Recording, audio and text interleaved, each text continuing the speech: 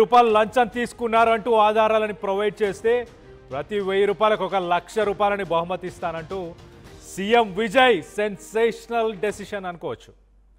ప్రభుత్వ ఉద్యోగులు లంచాలు డిమాండ్ చేస్తే సాక్ష్యాధారాలతో ప్రజలు ఫిర్యాదు చేస్తే నగదు ప్రోత్సాహాన్ని ఇస్తామంటూ ఆయన సెన్సేషనల్ డెసిషన్ తీసుకున్నారు. అవినీతి పైన ఫిర్యాదు చేసేందుకు కూడా 24 గంటల పాటు టోల్ ఫ్రీ నంబర్ని కూడా ఏర్పాటు చేశారు.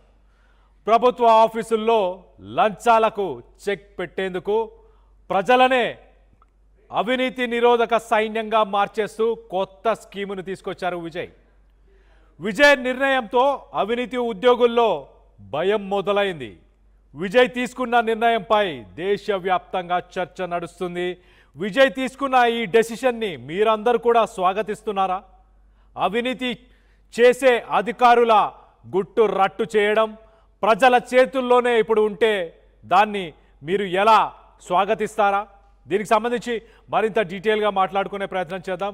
ఏపీ నుంచి మా ఇన్పుట్ ఎడిటర్ కృష్ణమోహన్ అందుబాటులో ఉన్నారు. కృష్ణమోహన్తో మాట్లాడి తెలుసుకునే ప్రయత్నం చేద్దాం. కృష్ణమోహన్, సెన్సేషనల్ డెసిషన్ అని చెప్పొచ్చు. సినిమా రేంజ్లోనే ఆయన పరిపాలన ఉండబోతుంది అన్నదానికి ఇది ఒక నిదర్శనం అనిపిస్తుంది.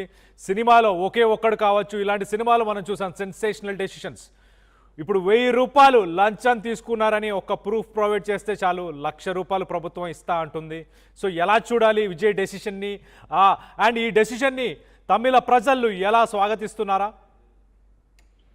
కళ్యాణ్ తమిళనాడు ముఖ్యమంత్రిగా బాధ్యతలు చేపట్టిన నుంచి కూడా విజయ్ సరికొత్త పాలనకి శ్రీకారం చుట్టాడు. ఇప్పుడు దాకా తమిళనాడు కల్చర్ పంచకట్టు లేకపోతే తెల్లటి దృష్టిలతో ఉండే డ్రెస్ కోడ్ ని పూర్తిగా కూడా ఆయన మార్చేశారు. ఆయన మొత్తం కూడా ఒక కార్పొరేట్ సిఇఓ స్థాయికి తమిళనాడు ప్రభుత్వాన్ని కూడా శాసిస్తున్నారు. ఆయన తీసుకుంటున్న నిర్ణయాలు వరుసగా చూస్తూ నిజంగానే చాలా ఆశ్చర్యాన్ని కలిగిస్తున్న పరిస్థితి. అంటే ఆయన ప్రభుత్వం స్టార్ట్ చేసినప్పటి నుంచి కూడా మొదటగా ఆయన తీసుకున్న నిర్ణయం ఏదైతే స్కూల్స్ పక్కన ఉన్న బార్ షాపులు మొత్తం ఎత్తివేయడం, అది కూడా గవర్నమెంట్ బార్ షాపులు 777 బార్ షాపులని ఆయన తొలగించే ప్రయత్నం చేయడం. వెంటనే 2 రోజుల్లోనే ఆ నిర్ణయానికి ప్రభుత్వం మొత్తం కూడా అలర్ట్ కావడం. తర్వాత కొంతమంది సీనియర్ అధికారుల ప్రక్షాళన కూడా చాలా సీరియస్ గా ఆ ప్రక్షాళన చేసుకునే ప్రయత్నం అయితే చేశారు. ప్రధానంగా మరొకటి రివ్యూస్ విషయంలో, మంత్రులు జరుగుతున్న రివ్యూ విషయంలో ఏదైనా సరే ఆన్లైన్ ఫెసిలిటీ ఏది కూడా స్వచ్ఛందంగా అన్ని ఓపెన్ గా ఉండాలి. మీరు వాటిని దాచే ప్రయత్నం ఏం చేయకూడదు. అన్ని కూడా ఫేస్బుక్ ద్వారా లేకపోతే డిజిటల్ ప్లాట్ఫామ్ లో మీరు చేస్తున్న ఆన్లైన్ ప్రక్రియ ఏం జరుగుతుంది, మీ రివ్యూ ఏంటో బయటకు వచ్చేయాలి అని చెప్పి అదొక నిర్ణయం తీసుకున్నారు. ఇప్పుడు తాజాగా ఒక లేటెస్ట్ నిర్ణయం మాత్రం తమిళనాడులో జరుగుతున్న అవినీతిని అంతం చేయడానికి ఒక నిర్ణయాన్ని అయితే తీసుకున్నారు. కేవలం ఒక 1000 రూపాయలు లంచం అడిగితే ఆ లంచం అడిగిన వ్యక్తికి 1000 రూపాయలు ఇవ్వాలని ఎవరైనా డిమాండ్ చేస్తే దాన్ని సాక్ష్యాలతో ప్రభుత్వానికి పట్టించిన వ్యక్తికి ₹1,00,000 బహుమతి ఇస్తానంటూ ప్రకటించాడు. దానికోసం ఒక టోల్ ఫ్రీ నంబర్ కూడా 24 గంటల్లో టోల్ ఫ్రీ ఉంటుంది. సో దాంతో ప్రభుత్వ ఆఫీసుల్లో లంచాలకి చెక్ పెట్టేందుకు ఈ నిర్ణయం అయితే తీసుకున్నారు. దానికి అసలు ప్రజలే ఒక అవినీతి నిరోధక సైన్యంగా మార్చే ఒక స్కీమ్ తో ఒక వ్యవహారాన్ని అయితే స్టార్ట్ చేస్తుంది. నిజంగా ఇది కొంత గుబులు పట్టిస్తుంది తమిళనాడు ప్రజల్లో. తమిళనాడు వ్యవహారాల్లో ఇది కొంత కొత్త ఒరవడికి తీసుకుని వచ్చింది.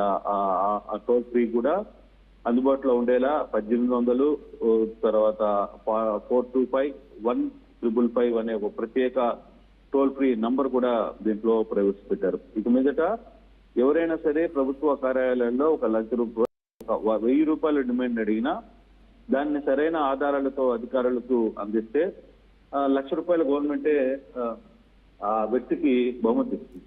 సో ఏంటంటే ఇది ఒక రకమైన ప్రజల్లో భయాందోళన కాదు, ప్రజల్లో ఒక అవేర్నెస్ ని కల్పించాలి. అలాగే ప్రభుత్వ అధికారులలో లంచగొండితనాన్ని రూపుమాపాలి అనేది తన ప్రధాన కంటెంట్.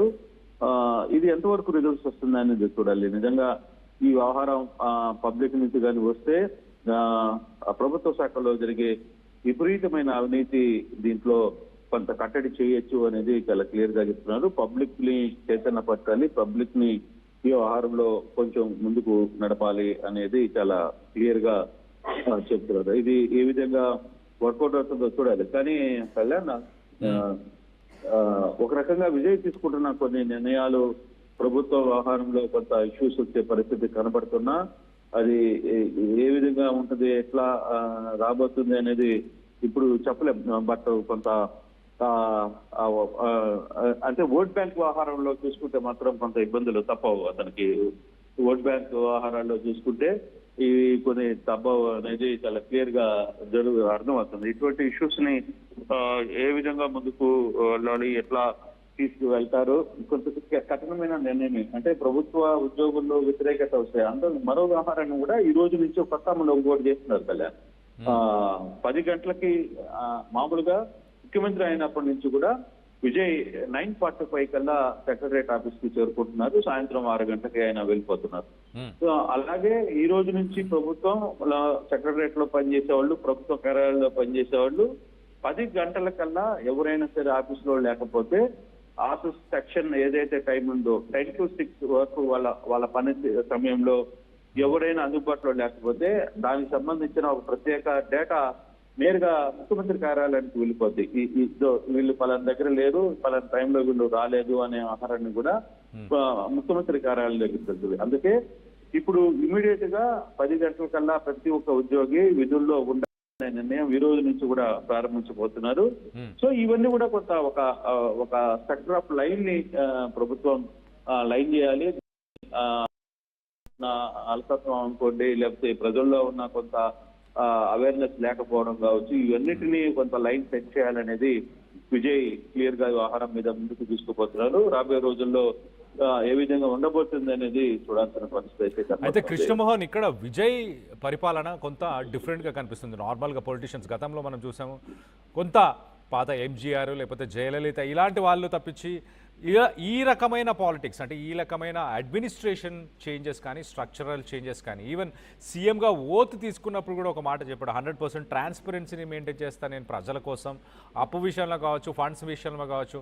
సో రానున్న రోజుల్లో కూడా ఇంకా ఇలాంటి మార్పులు చేర్పులు ఖచ్చితంగా చూసే అవకాశం ఉందా? ఇంకా డెఫినెట్ గా అతను ఒకటే చెప్తున్నాడు. అతను బేసిక్ గా తన కార్యాలయంలోకి వచ్చే సీఎం క్యాంప్ ఆఫీస్ లో ఏదైనా జరిగితే, లేదు ఒక రివ్యూ జరిగితే దాంట్లోకి ఎవరు అనుమతి ఉండదు. కాకపోతే వీళ్ళే కంప్లీట్ గా అక్కడ ఏం జరుగుతుంది అనేది సోషల్ మీడియా ద్వారా లేదు డిజిటల్ మీడియా ద్వారా ఆ వ్యవహారాన్ని బయటికి చెప్తున్నారు. మిగతా మంత్రులు కూడా అదే ఫాలో కావాలని చెప్తున్నారు.